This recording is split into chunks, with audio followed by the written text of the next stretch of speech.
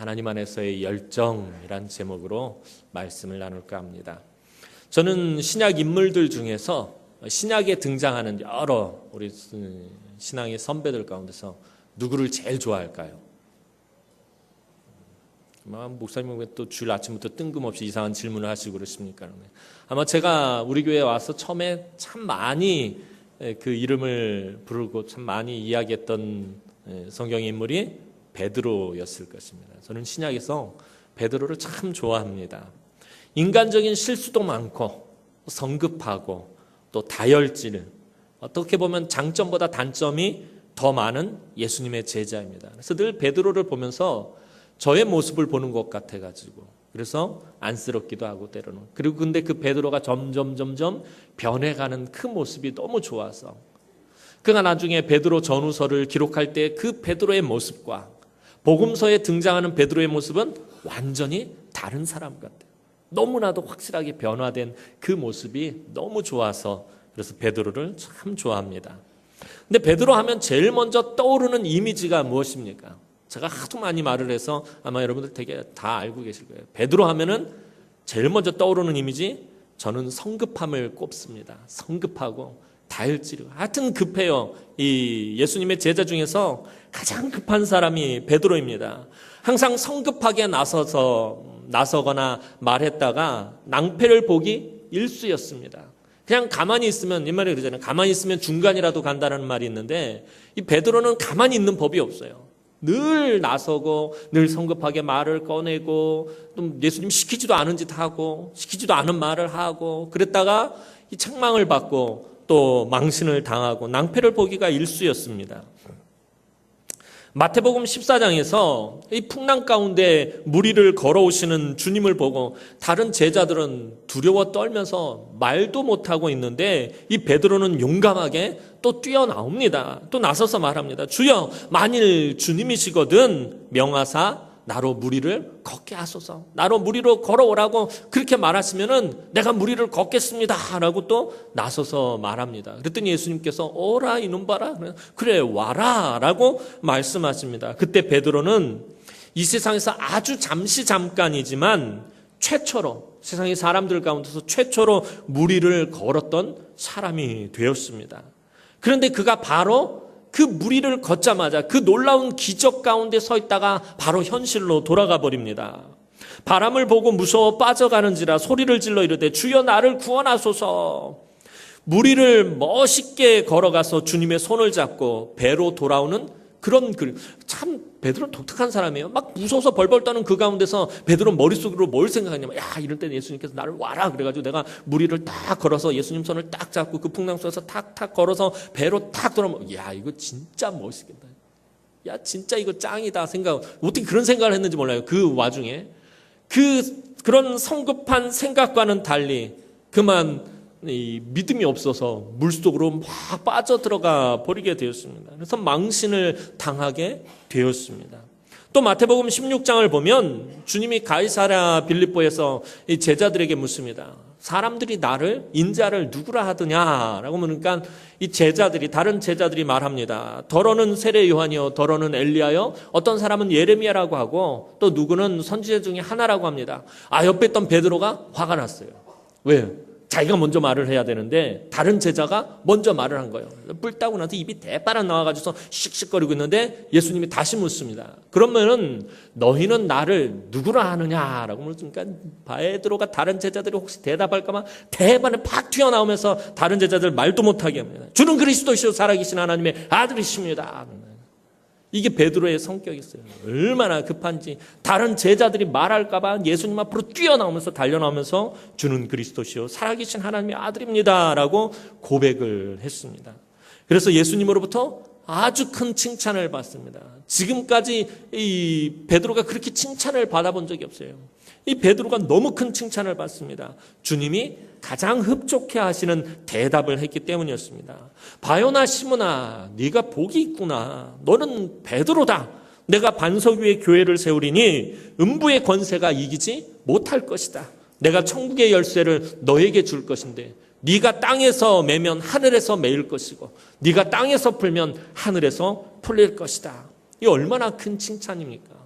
이건 말로 다 할 수 없는 놀라운 칭찬을 받은 베드로가, 근데 그 이야기 뒤에 바로 예수님께서 이제 제자들에게 당신께서 십자가를 지고 죽었다가 사흘 만에 다시 살아나실 것을 말씀하십니다.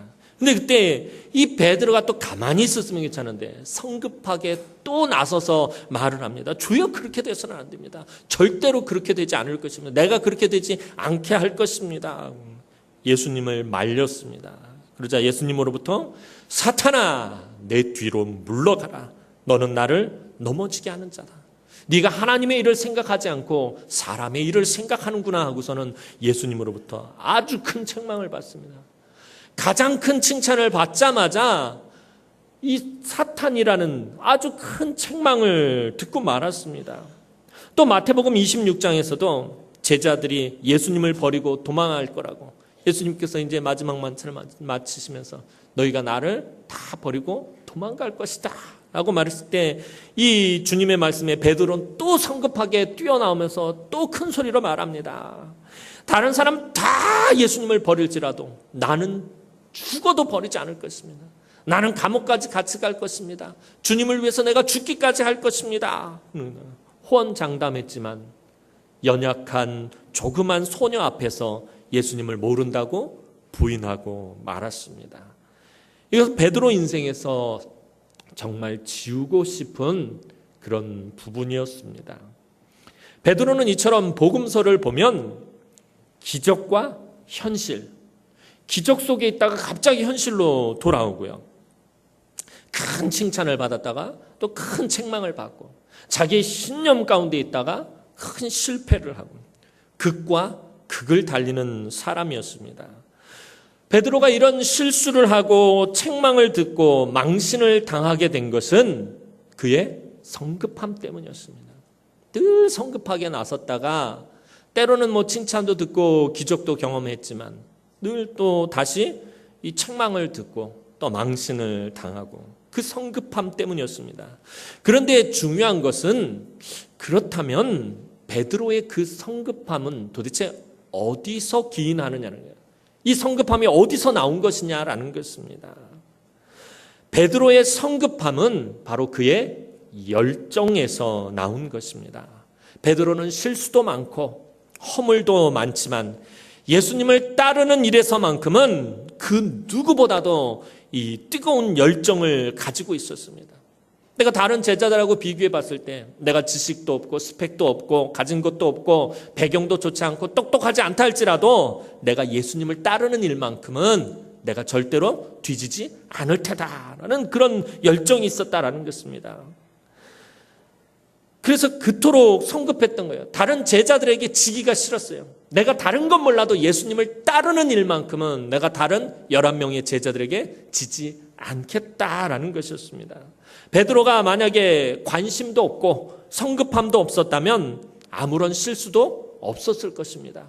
아무런 책망받을 짓을 하지 않았을 것입니다. 그리고 복음서에서 눈에 띄지도 않았을 것입니다.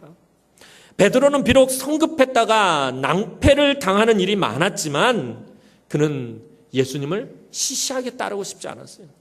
예수님을 그냥 허접하게 그냥 그렇게 따르고 싶지 않았기 때문에 그가 그렇게 성급했던 것입니다.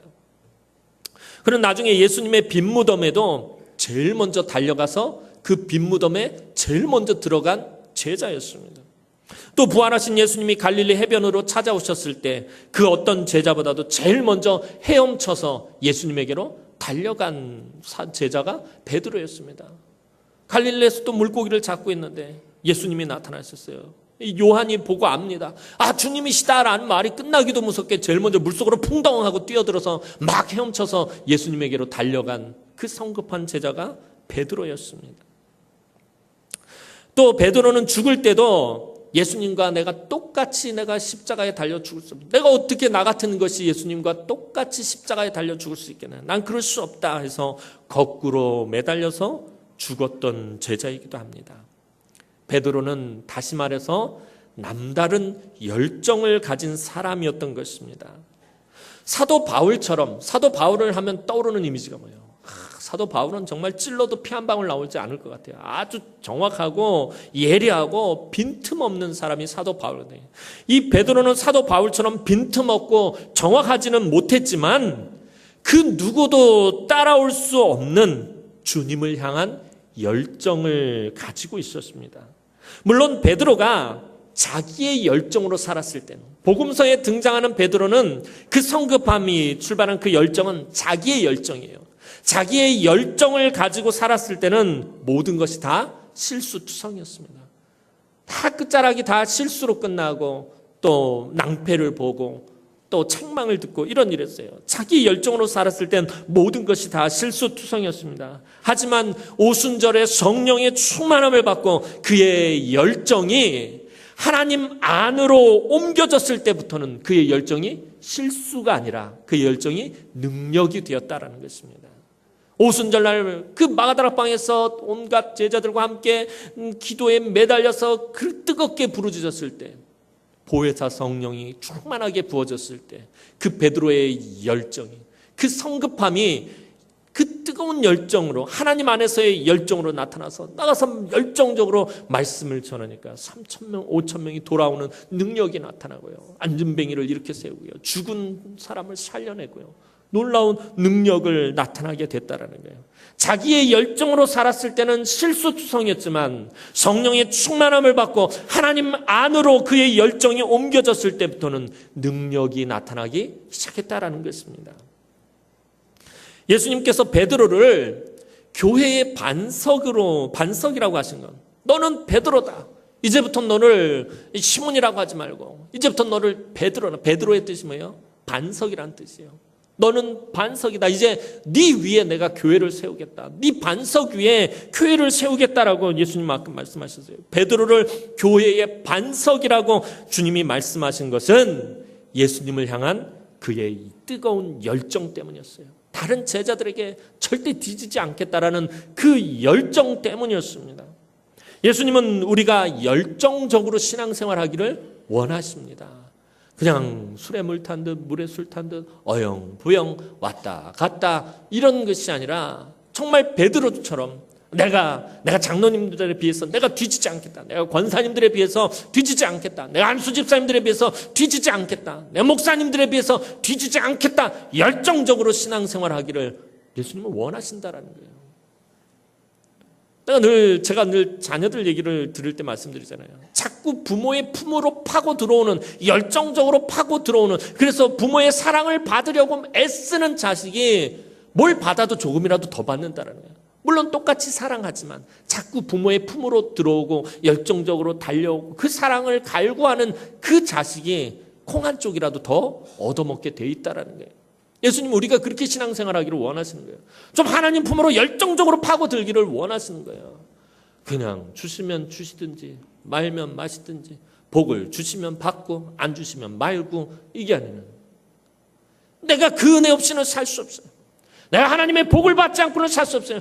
왜 야곱이 그렇게 하나님께 사랑을 받은 것입니까? 인간적으로 보면 완전 쓰레기 같은 인생을 살았는데 그가 하나님을 향한 그 축복에 대한 갈급함과 그 열정 때문에 하나님께서는 그의 열정을 귀하게 보신 것이에요. 은혜는 사모하는 자의 것이고 천국은 침노하는 자의 것입니다. 능력은 기도하는 자의 것이고 상급은 충성하고 봉사하는 자의 것이다라는 거예요. 열정적으로 살기를 하나님은 원하신다라는 것입니다. 예수님은 우리가 이렇게 뜨겁게 베드로처럼 열정적으로 살기를 원하십니다. 요한계시록 3장 15절에서 16절 말씀에서 주님은 이 라오디게아 교회에게 내가 네 행위를 아노니 네가 차지도 아니하고 뜨겁지도 아니하도다. 네가 차든지 뜨겁든지 하기를 원하노라. 네가 이같이 미지근하여 뜨겁지도 아니하고 차지도 아니하니 내 입에서 너를 토하여 버리리라 라고 예수님께서 책망하셨어요. 차지도 않고 뜨겁지도 않다라는 것은 다시 말해서 열정적이지 못한 것에 대한 말씀인 것입니다. 그냥 흐지부지하게 신앙생활을 했다는 거예요. 주님은 우리가 분명하고도 확실하게 열정적으로 살기를 원하십니다. 그렇다면 도대체 열정이 무엇입니까? 목사님이 열정 하는데 그럼 그 열정이 뭡니까? 그럼 이 열정이 무엇이냐라는 거예요. 영어를 살펴봤더니 주로 열정에 쓰이는 단어가 패션이라는 말입니다. 제가 이제 영어 울렁증이 있어서 사전을 보다가 몇 번 토할 뻔했는데 영어가 아직도 익숙하지 않아요. 이 패션이란 말을 주로 많이 쓰는데 근데 성경적인 의미를 따져보니까 이 패션이란 말보다 사실은 아주 옛날에 쓰던 그러니까 고어, 영어도 요즘 쓰는 말이 아니라 옛날에 쓰는 말이 또 따로 있더라고요. 열정이란 말이. 그 말이 근데 더 성경적인 것 같아요. enthusiasm이라 발음이 enthusiasm. 제가 이제 유학 갔다 온 목사님한테 어제 전화를 걸어서 물었어요. 이거 발음 도대체 어떻게 해야 돼요? 그랬더니 뚜에다가 악센트를 두래요. enthusiasm이라고 그래요.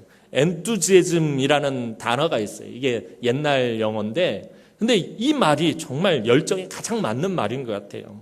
이것은 밖으로 뛰쳐나오는 것, 안에서 밖으로 뛰쳐나오는 것, 속에 있는 것을 밖으로 터뜨리는 것, 이런 의미입니다. 그런데 이 말은 n이란 말과 touism이라는 말이 합쳐져서 만들어진 말입니다. 근데 이 n이란 말은 안에서라는 뜻을 가지고 있어요. 뚜에지즘, 뚜지에즘, 발음도 힘들다. 이 뚜지에즘이란 말은 헬라어에서 하나님을 나타내는 데오스에서 나온 말이에요. 그러니까 엔투지에즘이라는 말은 하나님 안에 있는 것이란 뜻이에요. 이게 열정이다라고 이 영어 단어는 말하고 있어요. 하나님 안에 있는 것이 열정이다라는 것입니다. 오늘 본문 말씀, 이제 본문으로 돌아와서요. 오늘 본문 말씀의 핵심이 무엇입니까? 오늘 본문 말씀의 핵심은 예수 그리스도 안에 거하라라는 것입니다. 예수 안에 거하라라는 것입니다. 7절 말씀 보면 너희가 내 안에 거하고 내 말이 너희 안에 거하면 무엇이든지 원하는 대로 구하라. 그리하면 이루리라 라고 주님이 말씀하고 계세요. 우리가 예수 안에 거하는 즉 하나님 안에서의 열정을 가지면 우리가 원하는 것을 이룬다라는 것입니다. 세상 사람들도 마찬가지입니다. 누군가 어떤 일에 성공하고 뜻을 이룬 사람 어떤 사람입니까? 다 그 일에 열정을 가지고 있는 사람입니다. 열정이 없는 사람이 성공하고 열정이 없는 사람이 그 뜻을 이루고 열정이 없는 사람이 그 꿈과 비전을 성취하는 사람 없습니다. 다 성공하고 다 그 뜻을 이루고 또 높은 곳에 오른 사람들, 그 사람들은 열정적으로 산 사람이에요. 그 길을 향해 그것을 위해서 열정적으로 달려간 사람들이에요. 오늘 저와 여러분들도 마찬가지. 오늘 주님이 말씀하시는 게 뭐예요? 하나님 안에서 열정적으로 살면은 원하는 것을 이룬다라는 것입니다. 오늘 우리가 왜 원하는 것을 이루지 못하고 사는 거예요? 왜 우리가 원하는 것을 받지 못하고 그냥 그렇게 힘없이 살아가는 것입니까? 열정적으로 살지 못하기 때문에 그러는 거예요. 하나님 안에서 열정을 가지고 살면 내가 그 원하는 것을 하나님 앞에서 믿음으로 열정적으로 그것을 바라고 구하고 그것을 향해서 달려가면 그 원하는 것을 이룬다라고 오늘 주님이 말씀하고 있는 것이에요. 예수님 말씀하십니다. 나는 포도나무요 너희는 가지라. 그가 내 안에 내가 그 안에 거하면 사람이 열매를 많이 맺나니 나를 떠나서는 너희가 아무것도 할 수 없음이라. 사람이 내 안에 거하지 아니하면 가지처럼 밖에 버려져 마르나니 사람들이 그것을 모아다가 불에 던져 사르느니라. 우리가 예수님 안에 있으면은 열매를 맺고 우리가 예수님을 떠나면 열매를 맺지 못한다라는 것입니다. 다시 말하면 우리가 하나님 안에서의 열정이 있으면 열매를 맺고 그 열정이 없으면 열매를 맺지 못한다라는 것입니다. 차지도 뜨겁지도 않으면 뱉어내신다고 하신 것처럼 오히려 불 속에 던져지게 된다라는 것입니다. 성경에서는 하나님의 택한 백성을 포도나무로 비유합니다. 특별히 구약 성경을 보면은 이 하나님의 백성들을 포도나무 혹은 감람나무 이런 것들로 이렇게 표현하고 있습니다. 이사야서 5장을 보면 하나님은 이스라엘을 무엇이라고 표현하냐면은 극상품의 포도나무라고 말씀하세요. 내가 애굽에서 극상품의 포도나무를 퍼다가 내가 약속의 땅에 심었다라고 그렇게 말씀을 하세요. 이스라엘은 아주 최고의 포도나무라는 거예요. 최고 상품의 포도나무였다라는 것입니다. 그 극상품의 포도나무를 약속의 땅에 하나님께서 아주 귀하게 조심조심해서 심으셨습니다. 포도원 주인이 가장 좋은 포도나무를 그 포도원에 심었습니다. 그 주인이 극상품의 포도나무를 심은 것은 왜 극상품의 포도나무를 심은 것입니까? 왜 극상품 최고의 좋은 그 포도나무를 포도원에 심은 것입니까? 제일 좋은 포도 열매를 얻기 위해서예요. 좋은 열매를 얻기 위해서 제일 좋은 나무를 갖다 심었다라는 것입니다. 그런데 모든 조건을 다 갖추었어. 극상품의 포도나무가 열매를 맺지 못했습니다. 왜 그런 것입니까? 하나님의 백성은 당연히 하나님 안에 거하는 열정이 있어야 돼요.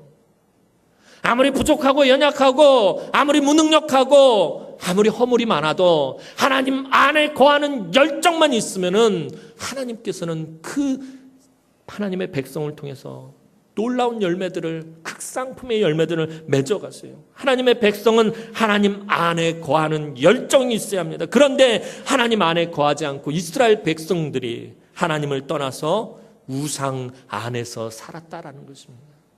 하나님 안에서의 열정을 가지고 살아야 할 이스라엘 백성이 우상 안에서의 열정을 가지고 살았다라는 것입니다. 그래서 그들이 약속의 땅에서 쫓겨나게 된 거예요. 열매 맺지 못한 포도나무를 하나님께서 다 갈아엎고 다 뽑아버리셨다라는 것입니다. 하나님의 백성들에게 열정은 매우 중요합니다. 이 열정 정말 중요합니다. 오늘날도 마찬가지입니다. 예수 그리스도 안에 있을 때 우리는 열매를 맺습니다. 그러나 예수를 떠나면 열정이 사라지고 아무런 열매를 맺지 못합니다. 예수 안에 있으면 우리가 뜨거운 열정을 가지고 살아가지만 예수 밖으로 나가버리면, 예수를 떠나버리면 열정이 사라지고 아무런 열매를 맺지 못하게 됩니다. 예수님은 11절에서 말씀하십니다. 내가 이것을 너희에게 이르면 내 기쁨이 너희 안에 있어 너희 기쁨을 충만하게 하려 함이라. 우리가 예수 그리스도 안에 거할 때 하나님은 우리 안에 기쁨을 주신다는 거예요. 예수 안에서 우리가 열정적으로 살아갈 때 하나님께서는 우리에게 기쁨을 주신다라는 것입니다. 구약에서 이 하나님 안에 산 대표적인 사람이 여러 명 있는데 가장 대표적인 사람이 아브라함입니다. 아브라함은 하나님의 약속 안에서 살던 사람입니다. 하나님과 늘 그 언약을 맺고 그 약속 안에서 살아가던 사람이 아브라함입니다. 창세기 12장 1절에서 2절 말씀은, 창세기 12장은 이제 하나님께서 아브라함을 부르시는 기사가 기록되어 있어요. 여호와께서 아브라함에게 이르시되 너는 너의 고향과 친척과 아비의 집을 떠나 내가 네게 보여줄 땅으로 가라. 내가 너로 큰 민족을 이루고 네게 복을 주어 내 이름을 창대하게 하리니 너는 복이 될지라. 아브라함은 하나님이 부르시기 전에는, 하나님이 선택하시기 전에는 고향과 친척과 아버지의 집의 보호를 받던 사람이었습니다. 그 인생의 바운더리가 고향과 친척과 아버지의 집 안에서 살던 사람이었습니다. 그런데 하나님께서 아브라함에게 하나님의 보호 안으로 그의 삶의 거처를 옮기라고 말씀합니다. 너는 고향과 친척과 아버지의 집을 떠나라라고 말씀해요. 그 떠나라라고 말씀하신 것은 너는 이제 너의 삶의 거처를 나의 보호 안으로 들어. 이전까지는 네가 친척의 보호를 받았고 아버지의 보호를 받았고 네 고향 사람들의 보호를 받았지만 이제부터는 나의 보호를 받게, 나의 보호 안으로 네가 들어와라라고 하나님께서 말씀하신 것입니다. 그의 인생을 하나님 밖에서 하나님 안으로 옮기라는 명령이 창세기 12장의 그 명령인 것입니다. 너는 본토 친척 아비의 집을 떠나 내가 네게 지시할 땅으로 가라라고, 보여줄 땅으로 가라라는 것은 네가 이제는 하나님 밖에서 하나님 안으로 너의 인생을 옮겨라라는 명령인 것입니다. 그의 인생을 하나님 안으로 옮길 때 아브라함은 큰 민족을 이루고 이름이 창대하게 되고 복의 근원이 되어 모든 사람에게 복을 나누어 주는 사람이 되었습니다. 이처럼 하나님 안에서, 예수 그리스도 안으로, 즉 하나님 안에서의 열정의 삶을 살 때 복의 열매를 맺게 되는 것입니다. 그렇다면 어떻게 하면 우리가 하나님 안에서 열정적인 삶을 살 수 있게 되는 것입니까? 우리가 어떻게 해야지 하나님 안에서의 열정적인 삶을 살게 되는 것입니까? 오늘 본문이 기록되어 있는 이 요한복음 15장에는 이 거하다라고 이렇게 말하는 이 거하다라는 이 단어가 계속해서 나옵니다. 도대체 몇 번이나 나오나 세다 어떻게 실수는 이게 다 못 셌는데요. 하나, 둘, 셋 세다 보면 전화 와서 전화 받고 나면 내가 몇 가지 셌지? 다시 또 앞부분도 또 문자 와서 찾아보면 또 세다 잊어버리고. 제일 많이 7번까지 세다가 제가 그냥 포기했는데, 하여튼 요한복음 15장 안에는 이 거하라는 단어가 계속해서 나옵니다. 이것은 계속해서 예수님과 교제하고 연합하라라는 것을 의미해요. 너는 내 안에 거하라라는 말은 너는 나와 교제해라. 너는 나와 연합해라. 너는 나와 사귐이 있어라라고 말씀하시는 것입니다. 계속해서 예수님과 교제하고 동행하고 연합하는 것입니다. 그리스도의 교제 안에서 관심과 사랑과 희생과 섬김이 있습니다. 그런데 교제 속에 관심도 없고 사랑도 없고 희생도 없고 섬김도 없이 관심과 사랑과 섬김만 받으려 한다면 그 교제는 이미 깨진 것입니다. 진정한 교제는 서로에게 사랑, 관심, 희생, 섬김이 있습니다. 이것이 있을 때 교제는 계속되는 것입니다. 어느 한쪽이 받으려고만 하면 이 교제는 성립이 되지 않습니다. 서로에게 사랑과 관심과 희생과 섬김이 있을 때 진정한 교제가 이루어지는 것입니다. 그러면 구체적으로 하나님께 대한 애정과 관심과 희생과 섬김이 무엇입니까? 우리가 그리스도 안에서 귀한 교제를 해야 되는데 하나님을 향한 섬김과 희생과 애정과 관심이 무엇이냐라는 것이에요. 그것은 하나님 앞에 예배 드리는 것입니다. 하나님 앞에 예배 드리는 것이에요. 예배는 자격 없는 자에게 베푸신 하나님의 은혜에 감사해서 나같이 자격 없는 자에, 나같이 구원받을 자격이 없는 자에게 구원의 은혜를 베풀어 주신 것이 감사해서 하나님을 찬양하고 하나님을 경배하는 것, 그것이 예배입니다. 예배가 바로 하나님과의 사귐이며 교제입니다. 온전한 예배를 하나님께 드릴 때 하나님 안에서의 열정의 삶을 살 수 있게 되는 것입니다. 하나님은 예배를 통해서 우리에게 은혜를 공급하시고 예배를 통해서 우리에게 능력을 공급하시고 예배를 통해서 우리에게 꿈과 비전을 보여주시고 예배를 통해서 우리와 약속하시기 때문입니다. 그래서 예배에 성공하는 사람이 하나님 안에서 열정의 삶을 살게 되는 것이에요. 예배를 성공하는 사람이 열정의 삶을 살고 그 열정의 삶을 사는 사람이 열매를 맺는 삶을 살게 되는 것입니다. 계속해서 열정적인 삶을 살 수 있는 길은 또 한 가지, 바로 순종에 있습니다. 예수님은 10절에서 말씀하십니다. 내가 아버지의 계명을 지켜 그의 사랑 안에 거하는 것 같이 너희도 내 계명을 지키면 내 사랑 안에 거하리라. 주님은 하나님의 계명에 철저히 순종하셨어요. 하나님의 말씀에 철저히 순종하셨어요. 예수님이 열정적인 그 공생애의 삶을 살 수 있었던 것. 약 3년 반 동안의 그 예수님의 공생애를 살펴보면 예수님 정말 바쁘게 사셨어요. 어쩜 그렇게 얼마나 바쁘게 사셨는지 한 단면이 예수님께서 너무 피곤해서 이 배에 고물을 베고 주무시는데 풍랑이 일어서 배가 뒤집히게 생겼는데도 깨어나지 못해요. 너무 피곤하셔서, 육신이 너무 지치셔서 너무나도 바쁘게 사셨기 때문에 낮에는 하나님의 말씀을 증거하시고 기적을 행하시고 밤에는 병자들을 고치시느라고 어떤 날은 몇 날 며칠 밤 잠도 못 주무시고 그냥 그 사랑하는 백성들을 불쌍히 여기시고 그렇게 공생애를 사셨다라는 것입니다. 이렇게 열정적인 공생의 삶을 주님께서 살 수 있었던 것은 예수님께서 성부 하나님의 말씀에 순종하셨기 때문입니다.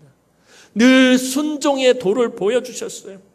예수님의 열정이 가장 뜨거운 열정이었던 그 십자가를 질 수 있었던 것은 예수님의 열정의 삶에 가장 뜨거운 그 열정의 그 절정이 뭐예요? 그게 십자가예요. 그 십자가를 질 수 있었던 것은 끝까지 아버지에게 순종하셨기 때문이에요. 아버지의 원대로 되기를 원하나이다. 아버지의 뜻에, 아버지의 말씀에 순종하셨기 때문이었습니다. 주님은 당신께서 아버지의 말씀에 순종한 것처럼 우리가 그렇게 순종하는 삶을 살기를 원하십니다. 우리가 말씀에 순종할 때 비로소 하나님 안에서 열정의 삶을 살 수 있기 때문입니다. 하나님은 말씀을 통해서 통치하시고요. 말씀을 통해서 우리의 삶을 다스리시고요. 말씀을 통해서 우리의 삶의 모든 것들을 다 공급하시는 공급자가 되어주시기 때문에 말씀에 순종하면서 살 때, 우리가 말씀 붙잡고 살 때 열정적인 삶을 사는 거예요. 우리가 어떻게 복을 받습니까? 말씀대로 복을 받게 되어 있어요. 우리가 어떻게 능력 있는 삶을 삽니까? 말씀대로 능력 있는 삶을 살게 되는 거예요. 말씀대로 열정적인 삶을 살게 된다라는 것입니다. 아브라함이 하나님 안에서 열정적인 삶을 살 수 있었던 것은 그의 순종에 있었습니다.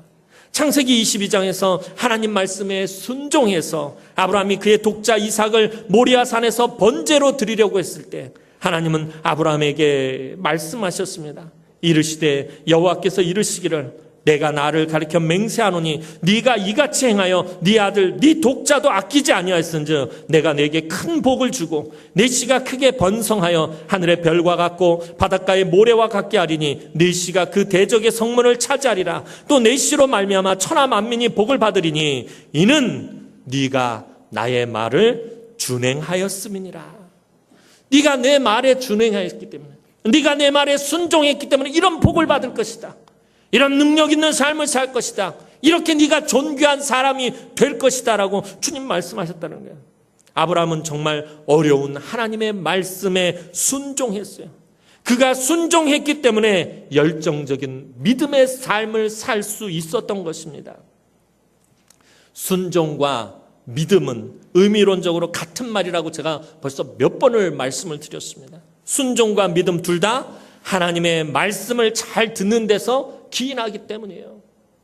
순종하다라는 말도 잘 듣다라는 말에서 나왔고, 믿음도 하나님의 말씀을 듣는 것에서부터 시작하기 때문에 믿음과 순종은 의미적으로 같은 말이에요.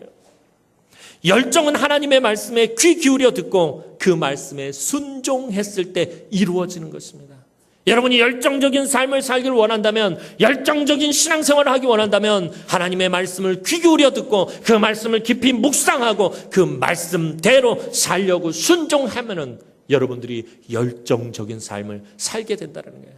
여러분들이 열정적인 삶을 살 수 있도록 하나님께서 말씀을 통해서 능력을 공급해 주시고, 말씀을 통해서 비전을 보여주시고, 말씀을 통해서 여러분들에게 약속을 주신다라는 것입니다. 우리가 계속해서 열정적인 삶을 살려면 예수님을 알기를 더 원해야 된다라는 것입니다. 우리가 열정적으로 뜨겁게 신앙생활을 하려면 예수님을 자꾸 알아가야 된다는 거예요. 더 알아가야 되는. 내가 예수님을 더 알기 원합니다.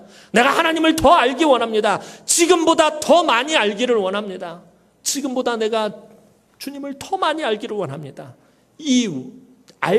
예수님을 알기를 원하는, 하나님을 알기를 원하는 그 마음이 있을 때 우리가 열정적인 삶을 계속해서 살아갈 수 있는 것입니다. 요한복음 17장 3절 말씀 보면 영생은 곧 유일하신 참 하나님과 그가 보내신 자 예수 그리스도를 아는 것입니다. 또 베드로후서 3장 18절 말씀 보면 오직 우리 주 곧 구주 예수 그리스도의 은혜와 그를 아는 지식에서 자라가라 라고 성경은 말하고 있습니다.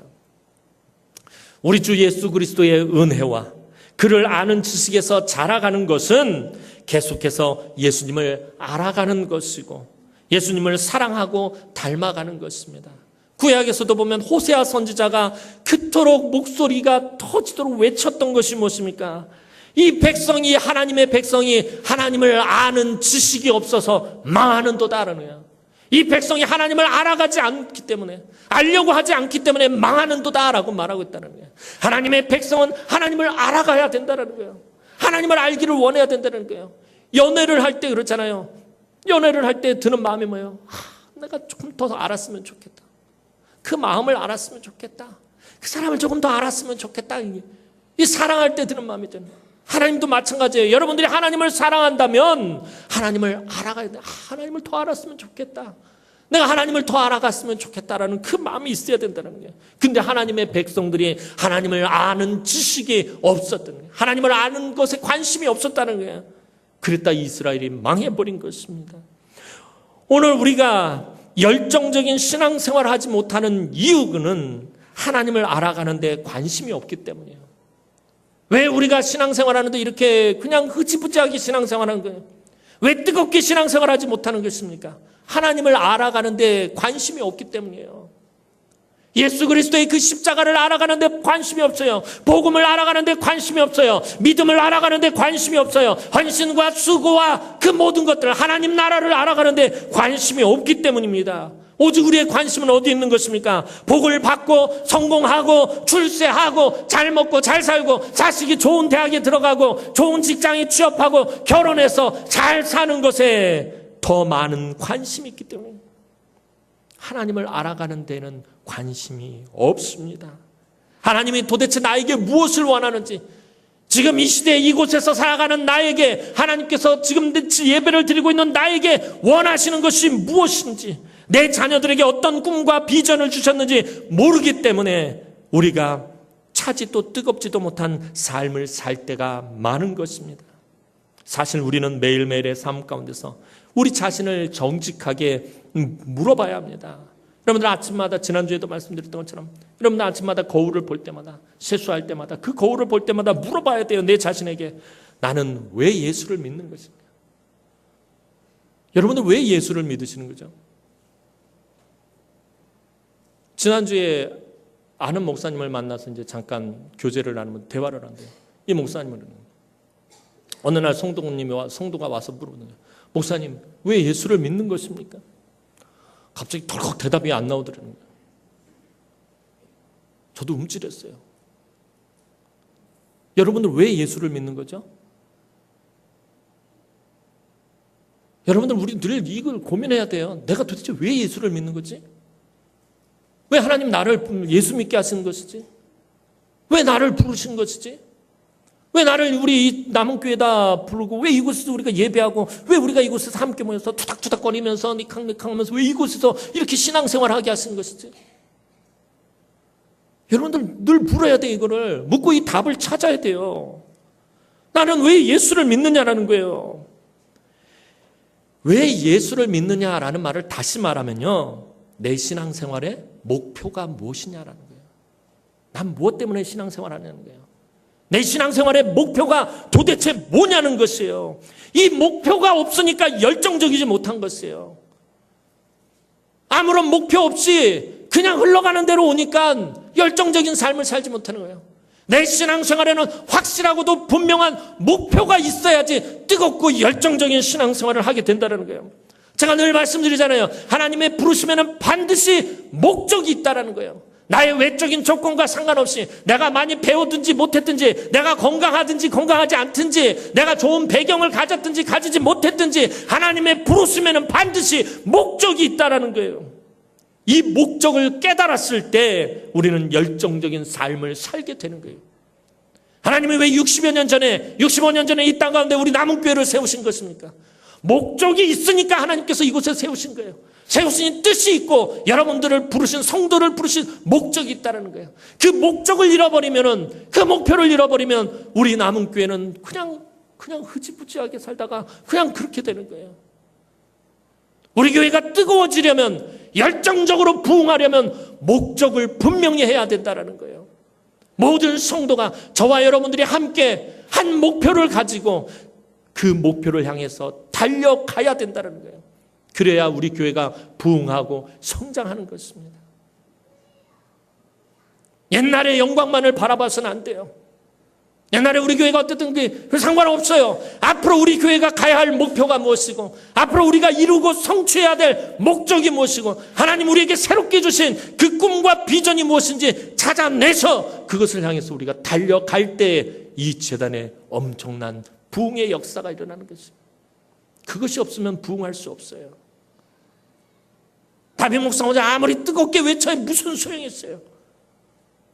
저와 여러분들이 함께 하나님 안에서의 열정을 가져야 된다는 것입니다. 이 목적을 깨닫지 못하면, 하나님께서 나를 부르신 목적을 깨닫지 못하고 내가 예수를 왜 믿는지 그 목표를 모르면 오히려 열정적으로 믿음 생활하는 다른 사람의 발목을 잡게 되는 거예요. 교회의 부흥을 막는 사람이 되는 거예요. 여러분들 이 한 주간 여러분들 한번 고민해 보시기 바랍니다. 내가 하나님 왜 나를 예수 믿게 했을까? 내 신앙생활의 목표는 뭔가? 그저 돈 잘 벌고 복 받고 잘 먹고 잘 살고 성공하고 출세하는 이런 세상적인 목표 말고 영적인 목표를 다시 한번 잡아보시기 바랍니다. 이 한 주간 여러분들 좀 고민해 보시기 바랍니다. 말씀 묵상하면서 한 주간 여러분들 좀 기도하면서 하나님 도대체 왜 나 같은 것을 예수 믿게 하신 거죠? 하나님 왜 나를 구원시켜 주신 거죠? 왜 나에게 하나님 나라를 허락하신 거죠? 여러분들 좀 하나님께 묻고 그것을 가지고 이 한 주간 여러분 좀 씨름하다가 우리 다음 주에 그 답을 찾고 하나님 앞에 나와서 좀 감사하게 뜨겁게 열정적으로 예배했으면 좋겠습니다. 사랑하는 성도 여러분, 여러분은 열정적으로 지금 신앙생활 하고 계십니까? 그렇다면 왜 삶의 열매들이 없을 때가 많은 것입니까? 왜 쉽게 지치고 낙심하고 상처받고 주저앉아 버리는 것입니까? 여러분의 열정이 내 안에서의 열정인지, 복음서에 나오는 그 베드로처럼 내 안의 열정인지, 아니면 사도행전에서 등장하는 베드로 전후서를 기록할 때 그 하나님 안에서의 베드로의 열정인지 정직하게 살펴보시기 바랍니다. 하나님 안에서의 열정은 넘어지고 상처받고 실수하고 실패해도 하나님 안에서 다시 터져나오는 기쁨과 감사와 은혜로 다시 일어나게 합니다. 우리 주님은 포도나무고 나는 가지인데 그게 견고하게 붙어 있으면은 주님이 공급해 주시는 그 기쁨과 감사와 그 은혜로 다시 일어서게 되는, 다시 열정적으로 살게 되는 거예요. 베드로가 자기의 열정으로 살았을 때는 실수도 많고 허물도 많고 실패했지만 그가 성령의 충만함을 받고 하나님 안에서의 열정을 가졌을 때는 교회의 반석이 되었습니다. 우리가 하나님 앞에 온전히 예배하고 말씀에 순종하고 하나님을 아는 데 힘쓰고 내가 하나님을 사랑하고 하나님을 아는 것을 사모하고 내가 주님을 더 알아가기에 애쓸 때 계속해서 그리스도 안에서 하나님 안에서 열정의 삶을 살게 되는 것입니다. 그 무엇도 이것을 막을 수 없습니다. 그 누구도 주님과 나와 연결되어 있는 이 열정을 끊을 수 없습니다. 오늘도 사랑하는 주의 귀한 우리 남흥의 성도들이 하나님 안에서 열정적인 삶을 살아갈 때 하나님이 기뻐하시는 열매를 풍성하게 맺는 복된 삶을 누리시기를 주님의 이름으로 축원합니다. 기도드리겠습니다. 사랑과 은혜가 많으신 아버지 하나님, 은혜와 삶을 진심으로 감사를 드립니다. 오늘도 사랑하는 주의 귀한 성도들이 하나님 안에서의 열정적인 삶을 살게 하여 주옵소서. 하나님 앞에 온전히 예배하고 말씀에 순종하고 하나님을 아는 데 힘쓰고 우리 인생의 목표, 하나님이 우리를 부르신 목적을 분명히 깨달아 알고 하나님의 꿈과 비전을 가지고 열정적으로 달려가는 이 남흥의 권속들이 되어지게 하시고 하나님 이 남흥교회가 다시금 뜨겁게 부흥의 역사가 이루어질 수 있도록 하나님 우리에게 주신 그 목적과 목표를 가지고 하나님 뜨겁게 달려갈 수 있도록 하나님 강권적으로 역사하여 주시옵소서. 감사를 드렸고 예수님의 이름으로 기도드리옵나이다. 아멘.